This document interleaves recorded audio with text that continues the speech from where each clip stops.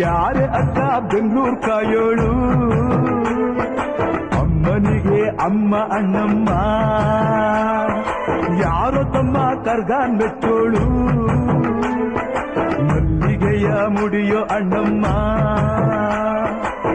ಬರುತ್ತೀನೆಂದರೆ ಇಲ್ಲಿಗೆ ಬರೋ ತನಕ ಮೌನಿ ಕೊಡುತ್ತೀನೆಂದರೆ ಹರಕೆ ಕೊಡೋ ತನಕ ಕೋಪಿ ಆಡಿದ ಮಾತನ್ ಮೀದಿರೋ ಭಕ್ತರ ಇವಳಿಗೆ ಇಷ್ಟ ಇಷ್ಟ.